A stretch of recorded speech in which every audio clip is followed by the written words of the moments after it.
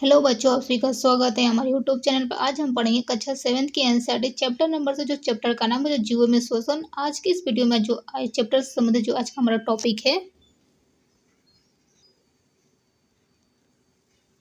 अन्य जंतुओं में श्वसन। आज का टॉपिक है हमारा अन्य जंतुओं में श्वसन के बारे में। देखें जैसे हाथी, शेर, गाय, बकरी, मेढक, छिपकली, सर्प और पक्षियों आदि जंतुओं की उच्च गुहा में मनुष्यों की भांति फेफड़े होते हैं। हमने मनुष्यों में श्वसन कैसे करते हैं उसके बारे में देखे थे, लेकिन आज हम देखेंगे कि जो गाय है, हाथी है, शेर है, बकरी है, मेढक है, छिपकली है, सर्प है, पक्षियों आदि जंतुओं की जो उच्च गुहा है मनुष्यों की तरह, मनुष्यों की जैसे मनुष्य में जो फेफड़े होते थे, हम उसके द्वारा वो कार्बन डाइऑक्साइड ऑक्सीजन को अंदर लेते थे तो कार्बन डाइऑक्साइड को बाहर निकालते थे। वैसे ही जो इन जानवर में भी होता है, मनुष्य में की तरह ही भांति फेफड़े होते हैं। इन सब जितने भी जानवर उनमें जीव श्वसन कैसे करते हैं, जो जीव है श्वसन कैसे करते हैं, क्या इनके भी मनुष्यों के फेफड़ों के जैसे ही श्वसन अंग होते हैं।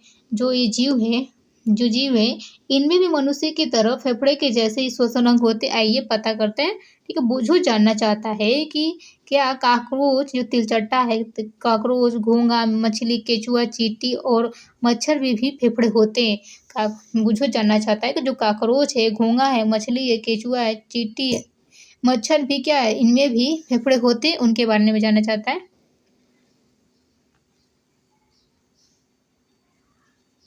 काकरोच के शरीर के पार्श्व भागों में छोटे छोटे छिद्र होते हैं। आपको बता दें कि काकरोच के जो उसका पिछला हिस्सा होता है बच्चों, साइड में जो साइड वाला भाग होता है काकरोच, उसमें क्या छोटे छोटे छिद्र होते हैं। पार्श्व भाग में छोटे छोटे छिद्र होते हैं। तो अन्य कीटों के शरीर में भी इसी प्रकार छिद्र होते हैं। अन्य कीटों के शरीर में भी इसी प्रकार छिद्र होते हैं।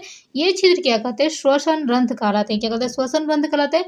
कीटों में गैसों के विनिमय के लिए वायु नलिकाओं का जाल बिछा होता है। आपको बताइए जो कीटों में होता है, कीटों में गैसों को विनिमय के लिए जो वायु नलियों का जाल बिछा होता है, जो श्वास प्रणाल या वातक कहलाते हैं। क्या कहते हैं? श्वास प्रणाल या वातक कहलाते हैं। जैसे यह श्वास प्रणाल क्या है, इन नलियों में बिछा हुआ है, क्या है, ये श्वास प्रणाल कहलाता है। काकरोच के शरीर में क्या होता है, जो काकरोच की साइड वाली हिस्सा होती है, पार्श्व वाली भाग होते हैं, उनमें छोटे छोटे छिद्र होते हैं। या अन्य कीटों के शरीर में भी इस प्रकार के छिद्र होते हैं। ये छिद्र श्वसन रंध्र कहलाते हैं। क्या होता है? श्वसन रंध्र कहलाते हैं। कीटों में जो गैसों के विनिमय होता है, ऑक्सीजन को अंदर, कार्बन डाइऑक्साइड को बाहर निकालना, हाँ, जो विनिमय होता है वायु नलियों का क्या जाल बिछा होता है, जिसको हम श्वास प्रणाल या वातक कहते हैं। क्या होता है? श्वास प्रणाल या वातक कहते हैं।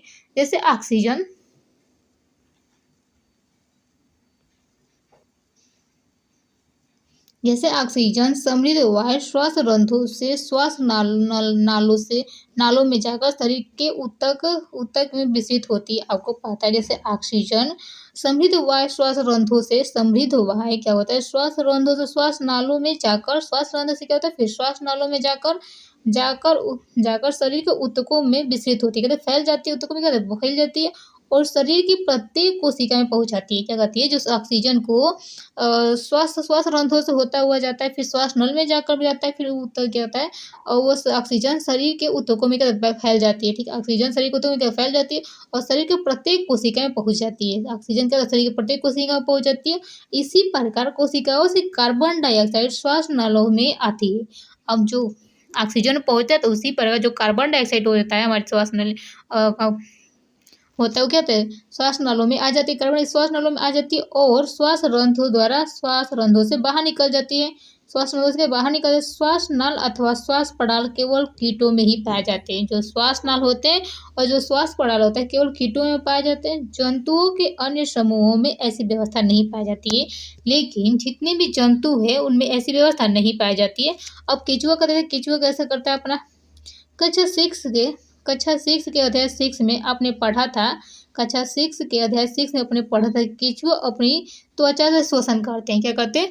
तो केचुआ, आपने सुना होगा बच्चा कि केचुआ कैसे श्वसन, केचुआ अपना त्वचा से, अपने स्किन से क्या था, श्वास को अंदर लेता है। ठीक है, केचुए की त्वचा स्पर्श करने पर, केचुए की जो त्वचा को आप जब छोड़ने की कोशिश करते हैं तो करने पर आर्द्र और श्लेष्मीय प्रतीत होती है। इनमें से गैसों का आवागमन आसानी से हो जाता है। जैसे हम अपने फेफड़ों के द्वारा ऑक्सीजन को लेते हैं, कार्बन डाइऑक्साइड को बाहर निकालते, वैसे ही जो केंचुए की त्वचा होती है और उसको हम टच करें तो हमें आर्द्र और श्लेष्मित प्रतीत होती है, और इसी के द्वारा क्या होता है, इसमें गैसों का आवागमन आसानी से हो जाता है। क्या होता है, गैसों का आवागमन आसानी से हो जाता है। यद्यपि मेढक में मनुष्य की भांति फेफड़े होते हैं, यदि मानिए अगर मेढक में मनुष्य की भांति फेफड़े होते हैं तो वे अपनी त्वचा से भी श्वसन करते और करते हैं। जो आर्द्र और श्लेष्मी होते हैं वे अपनी सोचिए कि यद्यपि मेढक में भी मनुष्य के भांति फेफड़े होते तथापि वे अपनी त्वचा से ही श्वसन करते हैं, और जो आर्द्र और श्लेष्मी होता है, क्या आर्द्र और श्लेष्मी होता है। अब हमारा अगला टॉपिक जल में श्वसन कैसे करते हैं, जो जलीय जीव होते हैं उनमें कैसे श्वसन होता है। ठीक है, चलिए हम स्टार्ट करते हैं। क्या हम जल में श्वसन कर सकते हैं? जी, अब क्या हम जल में श्वसन कर सकते हैं तथा जीवित रह सकते हैं? ऐसे अनेक जीव हो जो जल में रहते हैं। जितने भी जल में रहने वाले जीव होते हैं वो श्वसन कैसे करते हैं उनके बारे में ठीक, वे जल में श्वसन कैसे करते हैं। आपने कक्षा 6 में पढ़ा था कि मछलियों क्लोम से या गिल से गैसों के आदान प्रदान करते थे। कहते गैसों का आदान प्रदान करते थे। क्लोम जल में घुली हुई ऑक्सीजन का उपयोग करने में उनकी सहायता करते। क्या करता है क्लोम, क्या करता है, जो गलफड़े होती हैं या गैस होते हैं, क्या करते हैं मछलियों में, वो ऑक्सीजन का उपयोग करने में उनकी सहायता करता है। क्लोम त्वचा से बाहर की ओर निकले होते। आपने देखा होगा जो क्लोम होते त्वचा से बाहर की ओर निकले होते हैं। अब बूझो सोचता है कि बूझो ने दूरदर्शन कार्यक्रम में देखा था कि व्हेल और डॉल्फिन अक्सर पानी की सतह पर ऊपर आ जाते हैं। बूझो ने दूरदर्शन टीवी में देखा था कि जो व्हेल है और डॉल्फिन अक्सर पानी की सतह पर ऊपर आ जाती है, और कभी के ऊपर आते समय वे पानी के फुहारे भी छोड़ती है। कभी कभी ऊपर आते समय वे पानी के फुहारे भी छोड़ती है। ऐसा क्यों होती है, आपको हम बता दें। जो मछलियाँ होती है जब पानी के अंदर होते समुद्र में रहती है तो वो वहाँ पे ऑक्सीजन नहीं पहुँच पाता है, तो वो क्या करते हैं, और अंदर से ऊपर आती हैं तो अपने मुंह से जो उनके नाक से होते हैं, नाक से क्या होती है, पानी को बाहर निकालती है और जो ऑक्सीजन होता है अपने अंदर लेकर चली जाती हैं। ये मछली का क्लोम जिसको हम गलफड़ा कहते हैं, ठीक है, ये उनका श्वसन अंग होता है। आप सोच रहे होंगे कि क्लोम किस प्रकार श्वासन में सहायता करते हैं। क्लोम किस प्रकार श्वासन में सहायता करते हैं। क्लोम में रक्त वाहिनियों की अधिक संख्या होती है। क्लोम में जो ब्लड वेसल्स होती हैं वो अधिक संख्या में होती है, और जो गैस विनिमय में सहायता करती है। कहते हैं गैस विनिमय में क्या सहायता करती है। क्या पादप भी जितने प्लांट है पौधे क्या तो वो भी श्वसन करते हैं? तो चलिए देखते हैं। अन्य जीवों की भांति पादप भी जीवित रहने के लिए श्वसन करते हैं। आपको बता दें पौधों की, क्या आप सोचते हैं कि जो पादप है पेड़ पौधे वो भी श्वसन करते हैं? तो जैसे अन्य जीव की भांति भी पादप भी क्या जीवित रहने के लिए श्वसन करते हैं। जैसे कि हमने कक्षा 6 में पढ़ चुके हैं कि वायु में ऑक्सीजन अंदर लेते हैं। वायु से जो पौधे होते हैं वायु से ऑक्सीजन को अंदर लेते हैं और कार्बन डाइऑक्साइड को निर्मुक्त करते हैं। क्या करते हैं, कार्बन डाइऑक्साइड को निर्मुक्त। इनकी कोशिकाओं में भी ऑक्सीजन का उपयोग अन्य जीवों की भांति ग्लूकोज के कार्बन डाइऑक्साइड और जल में विखंडन करते हैं। इनकी कोशिकाओं में भी क्या होता है, ऑक्सीजन का उपयोग करके अन्य जीवों की भांति ग्लूकोज का कार्बन डाइऑक्साइड और जल में विखंडन करने के लिए किया जाता है। पादप में प्रत्येक अंग वायु में स्वतंत्र रूप से ऑक्सीजन को ग्रहण करके कार्बन डाइऑक्साइड को बाहर निकाल देते हैं। क्या कहते हैं, पादप का जो प्रत्येक अंग होता है, पादप का प्रत्येक अंग बच्चों प्रत्येक पार्ट वायु में स्वतंत्र रूप से ऑक्सीजन को ग्रहण करके कार्बन डाइऑक्साइड को शरीर से बाहर निकाल देते। क्या होते बाहर निकाल देते। अध्याय 1 में आपने पढ़ा था कि पादप की पत्तियों में ऑक्सीजन पौधों की पत्तियों में ऑक्सीजन और कार्बन डाइऑक्साइड के विनिमय के लिए सूक्ष्म छिद्र होते हैं। आपको पता है कि जो पौधे होते हैं उनमें छोटा छोटा सूक्ष्म छिद्र पाए जाते हैं। हाँ, तो उनमें क्या होता है, जो पत्तियों के ऑक्सीजन हो और कार्बन डाइऑक्साइड को विनिमय एक्सचेंज करने के लिए, आदान प्रदान करने के लिए सूक्ष्म छिद्र होते हैं जिनको हम रंध्र कहते हैं। क्या कहते हैं, रंध्र कहलाते हैं।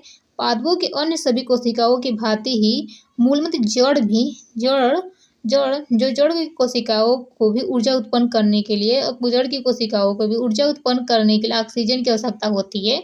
पौधे की सभी अन्य सही कोशिकाओं की भांति ही जैसा जड़ है, जड़ की जो कोशिका है उनको भी ऊर्जा उत्पन्न करने की ऑक्सीजन की आवश्यकता होती है। मूल जो जड़ होते हैं, जड़ मृदा के कणों के बीच खाली स्थानों में उपस्थित वायु से ऑक्सीजन लेते हैं। अब जो जड़ें होती हैं वो जड़ें तो ऊपर तक होती नहीं है, जमीन के अंदर होती है, तो उनको ऑक्सीजन कहाँ से मिलेगा? तो जमीन के अंदर क्या होता है, जो मृदा के कणों के बीच में खाली स्थान होते हैं, जो खाली स्थान होते हैं उसमें उपस्थित जो वायु होती है, उपस्थित वायु होती है, उनको क्या कहते हैं? ऑक्सीजन ले उपस्थित वायु से ऑक्सीजन लेते हैं। ऑक्सीजन लेते हैं जैसे फिगर में दिखा रहा है, ठीक है। क्या आप अनुमान लगा सकते हैं कि यदि किसी भी गमले के पौधे में बहुत अधिक पानी डाल दिया जाए तो क्या होगा? क्या आप अधिक अनुमान लगा सकते हैं बच्चों कि यदि हम आपके घर में गमला हो उसमें हम अधिक पानी डाल दें तो क्या होगा? इस अध्याय में आपने पढ़ा है कि श्वसन एक महत्वपूर्ण जैविक प्रक्रम है। क्या होगा?